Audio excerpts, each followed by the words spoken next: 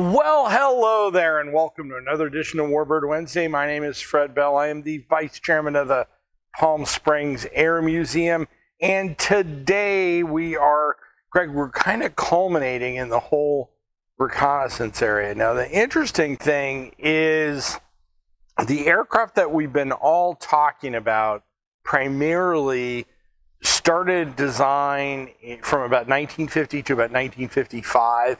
And they came in after that, and then they all kind of worked their way out of the service from roughly the late 1980s to the mid-90s. They were almost all primarily gone. Now, this aircraft is an exception because it is one of the most unique designs in the United States inventory. But first, I have no idea what the glowing wreath has to do with anything. The aircraft we're going to talk about is the Dragon Lady. Maybe I don't get it, but we're going to go ahead and toss this off camera to my erstwhile assistant, Greg Kenny, and great catch by the Kenny. Now, the aircraft I've given away is the U-2, which is probably wouldn't you say, the preeminent spy aircraft in the world. It is very easily recognizable. I'll go ahead and throw up a plan view. Greg can throw up a plan view of the airplane. Now, the aircraft has really an amazing pedigree. It was designed by Kelly Johnson. Its first flight was in 1955, so that bandwidth in there. And it was introduced in 1956. It is in service from 1955 to 1989. Production that we know of is 104 units. And I say 104 units because this aircraft the CIA is involved with, the Central Intelligence Agency, and you just never know what they did with it. So I'm going to err on the side of caution. It has some notable losses in that Francis Gary Powers was a loss in 1960 over the Soviet Union, and Major Rudolph Anderson Jr. in 1962 was shot down during the Cuban Missile Crisis. So it has a couple of losses. Now, where did it come from? Well, after 1950, the United States realized that any of the reconnaissance aircraft that they were sending into the Soviet Union were being routinely intercepted. And the U.S. was extremely concerned about what was going on within the Soviet Union's borders. You know, we got the movie Oppenheimer out right now, which at the end of it kind of highlights the arms race. You can imagine the 1950s, the United States was extremely concerned about atomic weapons proliferation, and so they were worried about it. Now, amazingly, the United States did not have good aerial reconnaissance maps in the interior of the Soviet Union, and some of the maps they did have dated back to German aerial reconnaissance maps that they captured at the end of World War II. So they were relying on really, really dated stuff, and they had to come up with a way to be able to get overflight of the Soviet Union to look at bomber bases, because we were getting nuke bombers now, and then later what was happening with ICBMs, what they were doing with their rocket program. So the United States came up with a report called the Beacon Hill Report. And the Beacon Hill Report pretty much was all the great minds, United States Air Force, everybody talking about this. And the thought process is that you needed an aircraft that flew above 70,000 feet. And so if you could get an aircraft above 70,000 feet, that would be able to best any Soviet fighter at the time and any ground launch anti-aircraft. They wouldn't be able to get to them. Now, you're saying, what about Francis Gary Powers? Well, all good plans have flaws, and unfortunately, they weren't correct. The Russians just kept upgrading until they got there. But that is what came out of this Beacon Hill report. Now, the U.S. Air Force came up with a program called Bald Eagle. And Bald Eagle was given to a number of aircraft folks.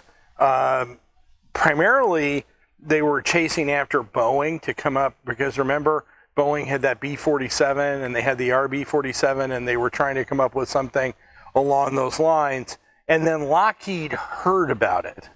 Lockheed did what Lockheed does at times, and they solicited they submitted an unsolicited proposal. Now, they had known about the Canberra that we talked about. The Canberra could fly somewhere between 48,000 feet and 64,000 feet in the modified version that we've already talked about in our episode. But it was a stopgap airplane. And so they went back to, Kelly Johnson put his thinking cap on, and he went back to his engineers and said, come up with an aircraft that can get up that high. They, in turn, came up with an aircraft called the CL-282, which was the code name for the U-2 project. And then they worked on it, and they worked on it, and they worked on it. Initially, they were talking about a familiar suspect as an engine, which is a J-57. I'm going to talk about some versions down the line, but that's what they used to power it. So off they went, and that is going to lead me to my salute. I'm going to put this down. Now, the U-2, along with an aircraft that we have here, the F-117, the SR-71, so we do not have an SR-71, so I'm clear. We do have an F-117. The U-2 and that family of aircraft are probably the most super secret airplanes that have ever been built that we know of in the United States. And if you were involved in the U-2 program, the U-2 program gave us really the high ground. And it goes all the way back to medieval warfare, or whenever you want it, where we had the balloon and then the airplane and everything.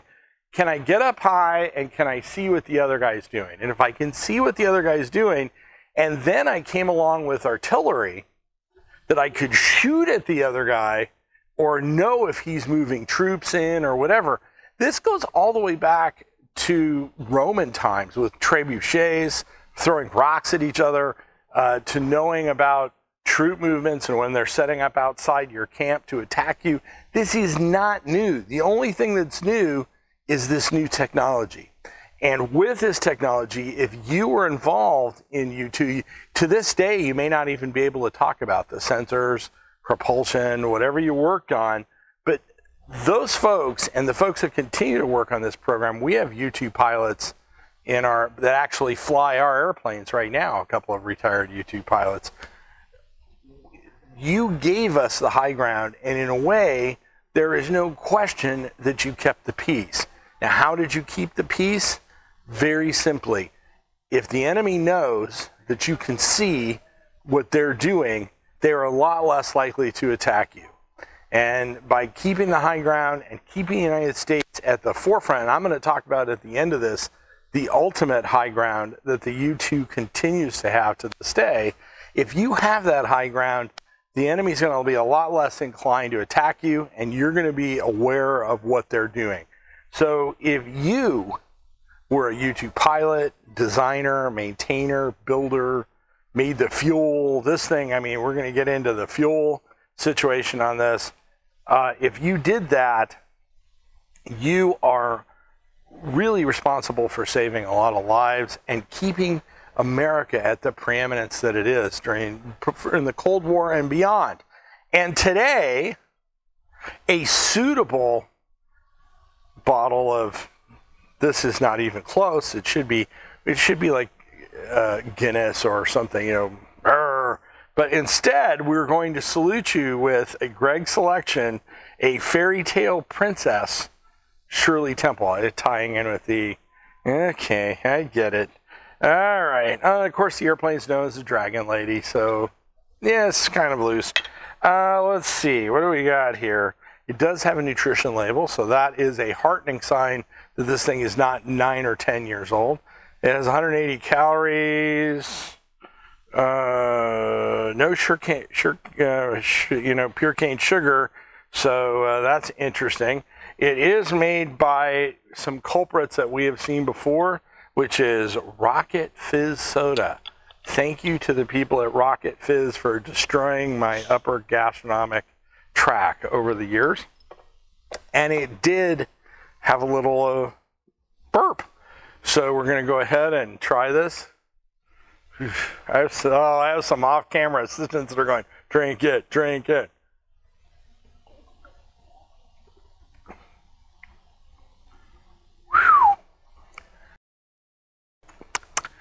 You know what? Not only is it sickly sweet, I think it's bad. I think it got hot.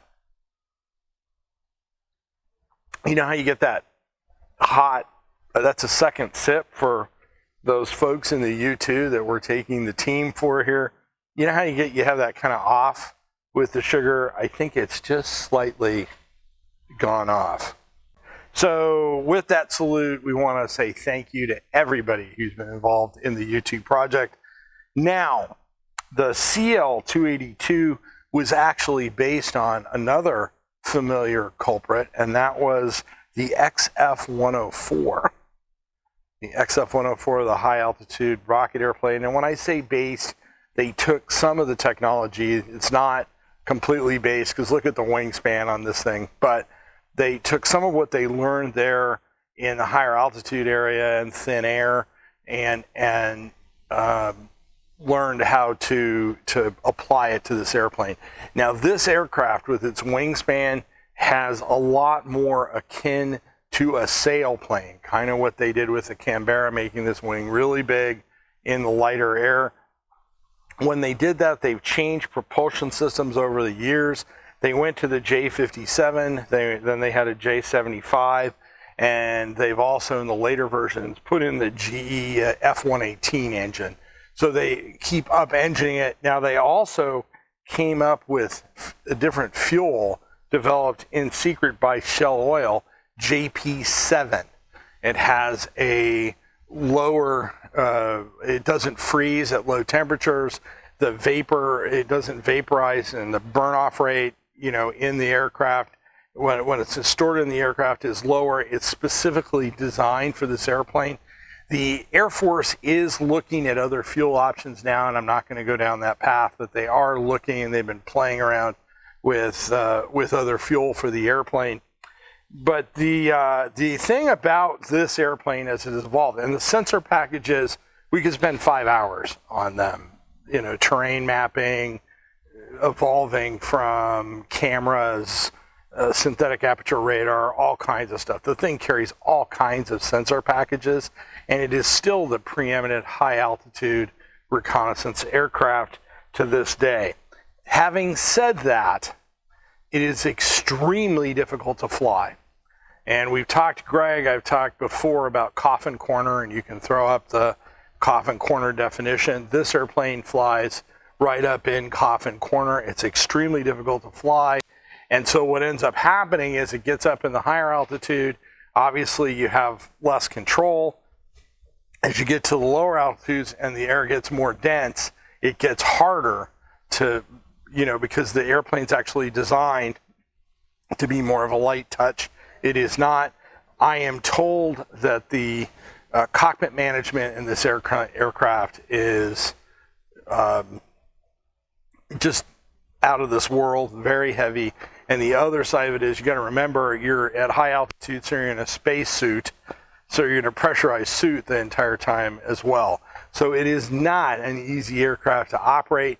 Kudos to those folks that actually do. There is, on the variants of this airplane, there is an ER U-2, which is flown by NASA, which looks at atmospherics and different things in the world. So that's operated by NASA. And the last thing, to show you how relevant this aircraft is, and maybe Greg can find a picture of it, is the flight of the U-2, where the U-2 pilot got the shadow of the U-2 on that Chinese spy balloon that we shot down on the East Coast. So that's how relevant this airplane is you actually have a shot out of the cockpit, and the shadow is on the spy balloon, which is pretty cool. So you got I don't know if you call that a selfie or what you'd call that. This aircraft is going to stay in production for some time. It is being or thought to be replaced by an aircraft called the TRX. That is the subsequent aircraft, which is in design, and we all know about Dark Star, Aurora, you name it. There's all kinds of rumors about what people are operating out there. There's also the Lockheed pitched a drone version of this airplane that I don't think the Air Force picked up, if my memory works as good as although I'm getting older. So this thing's going to have a little bit more lifespan as I think it goes. Now, if you want to amaze your friends and brighten up your area in your house, you can build one of these cool puzzles. Now, this is modern warplanes. Let's see how modern there is. There's an F-35 and F-22 on it, so it's modern. You can put this together, frame it, put it on your wall in your room, say, hey, make it relevant. Come on, Barbie, let's go party. Next to your Barbie play set. You can go ahead and did I get my assistant to laugh? There you go. All right. So go ahead and click on that link, and Jason will run down to the store, physically run, and mail this out to you. Now, we cannot do all of this, including these amazingly produced Warbird Wednesday episodes, without your donations. If you will click on that link, donate a few rubles or whatever you want to donate to us, although rubles probably not good right now. They're probably not worth very much. Maybe pesos, dollars, something. We would surely appreciate it.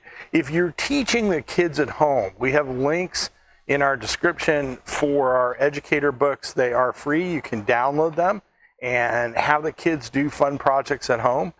That is always fun for me. I do that. I go home and download that educational packet and go right to it. If you came across us on YouTube, we could use you as a subscriber. It always helps to gain subscribers. If you like nothing but warplanes, we do them in one take, and send that to your friends who also might like that, and give us a subscription and a comment. We love comments. We do the same thing on Facebook. We'll comment back to you, and all of our other platforms, Instagram and Twitter, and we're all over everywhere now. So we can certainly use your support. My name is Fred Bell. I am the Vice Chairman of the Palm Springs Air Museum. Thanks so much. Have a great day.